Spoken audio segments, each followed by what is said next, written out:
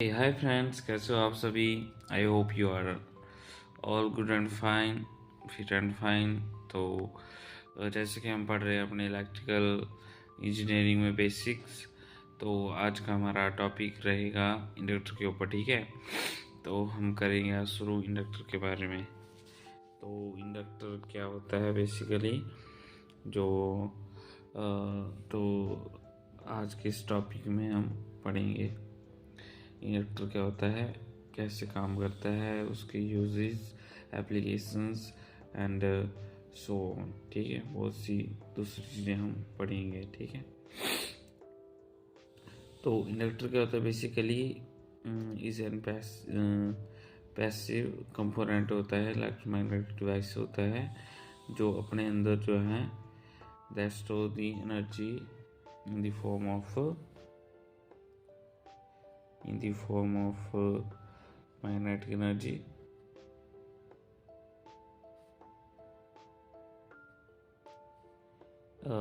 that opposes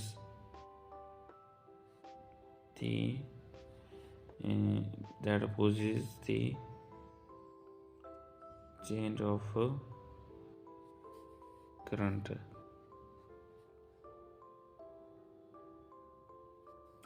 उधर बोलने का क्या है कि जैसे मान लो क्या बोलते हैं, अपना डेली लाइफ का एग्जांपल लेते हैं। ठीक है, जैसे हमारे मम्मी पापा होते हैं, ठीक है, वो क्या करते हैं कि मतलब जब भी हम क्या बोलते कुछ गलत करते हैं तो वो हमें रोकते हैं। ठीक है, रोकते हैं कि भाई ऐसा मत करो और इन चीज़ों से दूर रहो या कुछ भी है। ठीक है, वो हमारे भले के लिए बोलते हैं। ठीक है, तो उसी तरह से इंडक्टर भी जो है वो इन इलेक्ट्रिकल सर्किट में क्या बोलते rate of change of current को जो है वो रोकता है। ठीक है, कि भाई तू चेंज मत हो। ठीक है, वैसे तो चेंज फॉर गुड होना बढ़िया है। ठीक है, पर जब इलेक्ट्रिकल सर्किट में जो है वो करंट कम या ज़्यादा होने लगता है, तो उस टाइम जो है वो इंडक्टर जो है वो एज ए पेरेंट जो है वो सामने रोल प्ले करता है। ठीक है, तो वो बोलता है कि भाई आप चेंज मत हो और करंट जो है वो सर्किट में हमें इतना चाहिए तो मतलब चाहिए। तो इंडक्टर ऐसा नहीं है कि मतलब जो जब भी किसी भी इलेक्ट्रिकल सर्किट में करंट चेंज होगा तो वो थ्रू दी होल टाइम जो है वो करंट को सप्लाई रखेगा सेम को। ठीक है, उसका भी कुछ वैल्यू रहता है और वो पर्टिकुलर टाइम के लिए ही जो है वो rate of change of current को जो है वो अपोज करेगा। ठीक है, मान लो हमारे पास कोई सर्किट है, उसमें से जो है वो करंट जा रहा है 5 एम्पियर। ये मैं आपको बता देता हूँ, ये जा रहा है यहाँ पे ऊपर की साइड को अलोंग वाई एक्सिस हम ले लेंगे। अलोंग वाई एक्सिस करंट को ले लेते हैं। ठीक है, करंट नहीं, वोल्टेज लेते हैं। चलो, वोल्टेज करंट हम एक्स अलोंग एक्स एक्सिस ले लेते हैं। ठीक है, करंट को वोल्टेज अब ये हमारे पास सेम है, तो ये आ गया इसका। डीसी सर्किट की बात करूँ मैं अगर, ठीक है, केस डीसी लिया, डीसी का लिया हमने यहाँ पे, तो क्या हो गया यहाँ पे, मतलब वोल्टेज अपने पास फिक्स है, मान लो 5 वोल्ट, और करंट जा रहा है मान लो इसमें से जा रहा है मान लो 4 एम्पियर, 2 या 3, चलो 3 मान लेता हूँ, 3 एम्पियर करंट इसमें से जा रहा है। मान लो मान लो जब क्या बोलते हैं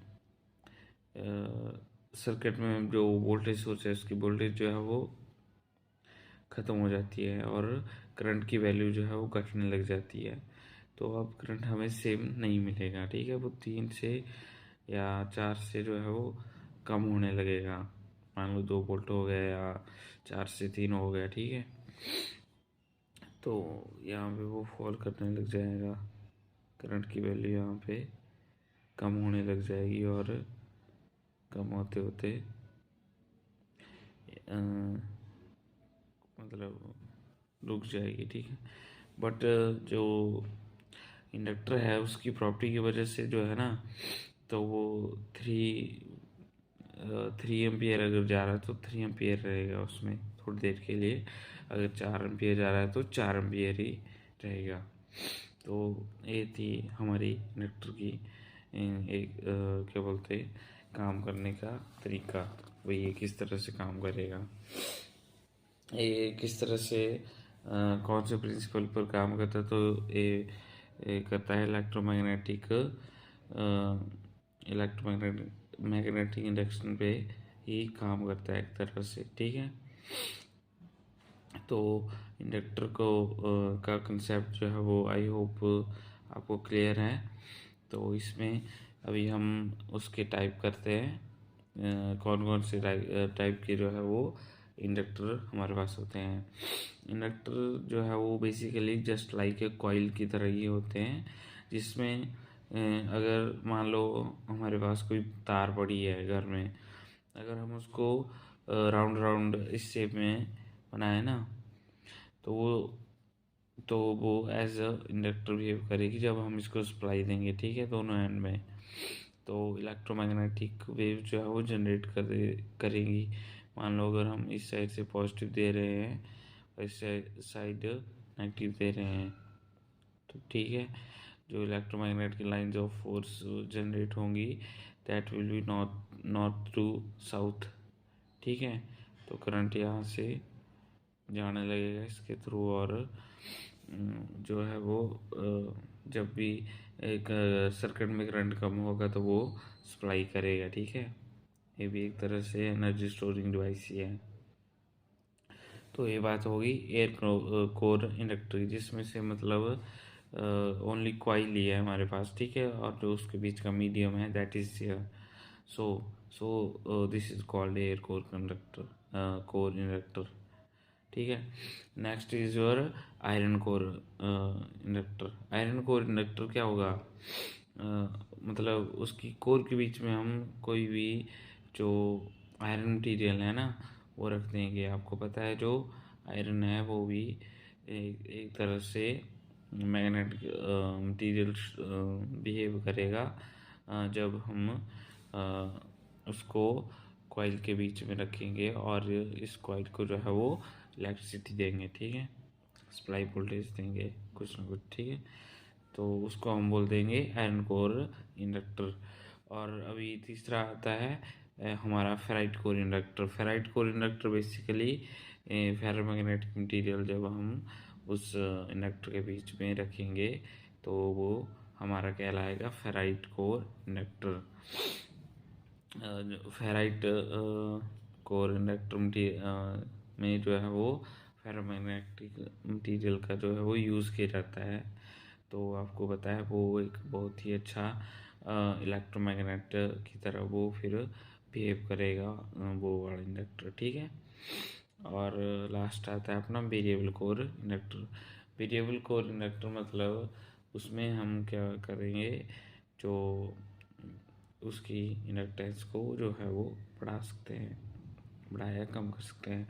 अब एनर्जी कहाँ से आई, तो वो बात करते हैं इंडक्टेंस की।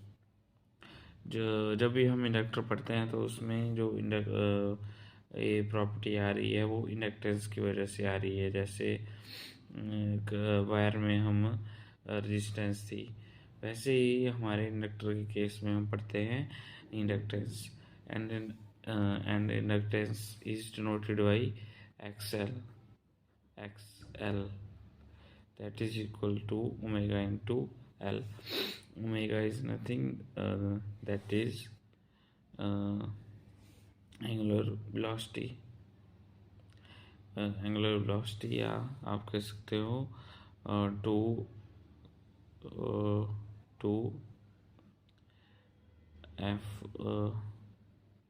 इसकी जो अगर हम जब इसको कैलकुलेट करते हैं तो अ, ये आती है पाई 2 पाई एफ इंटू एल। तो दैट्स योर इंडक्टेंस, ठीक है। तो इंडक्टेंस की वजह से जो है वो इसमें प्रॉपर्टी जो है वो जनरेट हो जाती है, ठीक है। F is basically your supply frequency, और जो एल है that is your store energy है जो इंडक्टर अपने पास रखता है, ठीक है। तो यूनिट क्या है इंडक्टर की इंडक्टेंस के, दैट इज़ हेनरी। हेनरी में हम उसको मेज़र करते हैं, ठीक है, मेज़र करते हैं। तो बट इसका जो CDS यूनिट है वो micro ohm, sorry micro Henry या मिली हेनरी भी है।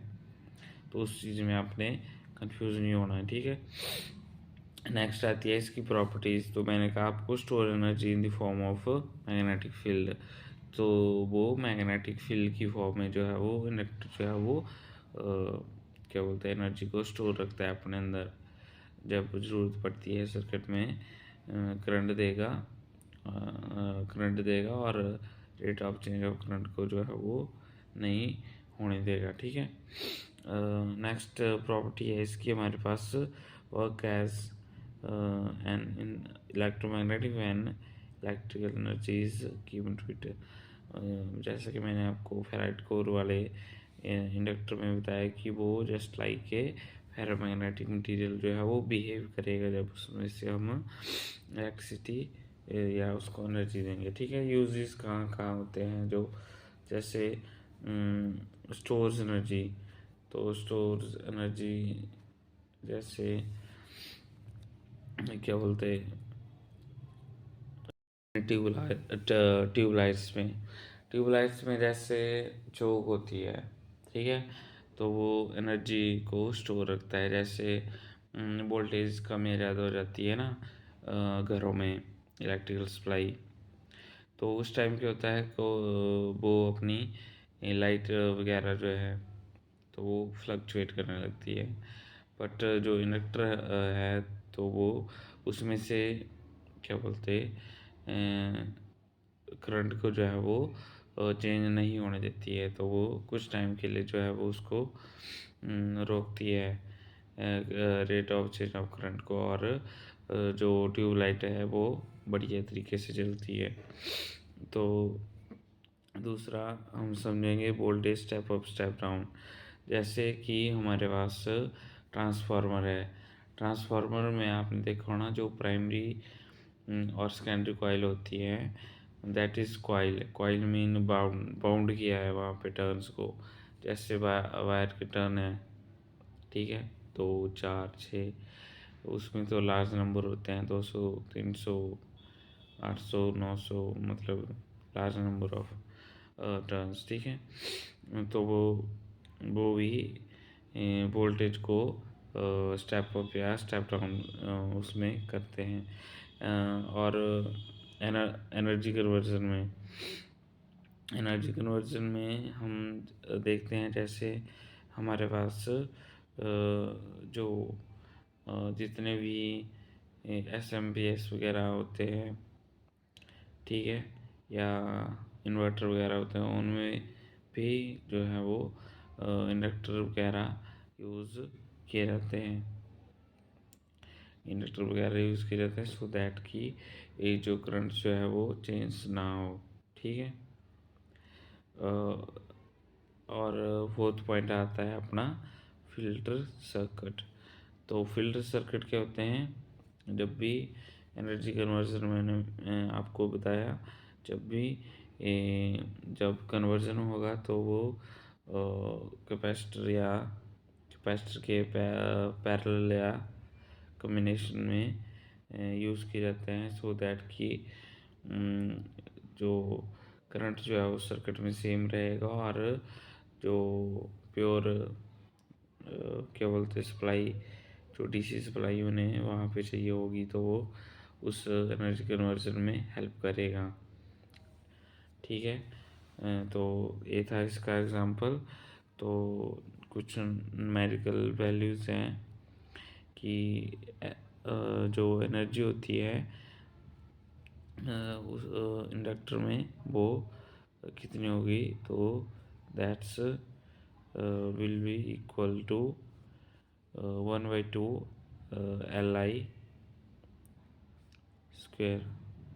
Li square, that is energy store in an inductor. ठीक है, तो उसके लिए ये वाला एक्सप्रेशन आपने ध्यान में रखना है। मैक्सिमम टाइम पूछ लिया जाता है कॉम्पिटिटिव एग्ज़ाम में, एक आध नंबर के लिए रहता है। ठीक है, Li वही है, L वही चीज़ है, rate of change of current. मान लो किसी वायर में से करंट जा रहा है I, ठीक है, एट किसी समय के लिए टाइम t, मान लो अब वो चेंज होने लगा, तो आई से चेंज हो जाएगा वो डी में, आई से चेंज हो गया डी में, और टाइम मान लो उस टाइम t था, तो t अब टाइम आ गया dt, तो उसका जो इंडक्टेंस की वैल्यू रहेगी that will be equal to di/dt। ठीक है, b बेसिकली आपका क्या है, इंडक्टेंस है L। ठीक है, और v क्या है यहाँ पे हमारे पास, जो सप्लाई वोल्टेज वगैरह है। ठीक है, तो ये था हमारा आज का इंडक्टर का चैप्टर। तो आई होप यू ऑल इन्जॉय, आपको बढ़िया लगा हो। तो आप लाइक करें, कमेंट करें और ज़्यादा से ज़्यादा शेयर करें, and also subscribe my channel, and रोज़ कुछ ना कुछ नया सीखें और दूसरों को भी सिखाते रहें और बढ़ते रहें, ऐसे ही अपनी ज़िंदगी में खूब तरक्की करें। ठीक है, जय Shri Ram and have a nice day.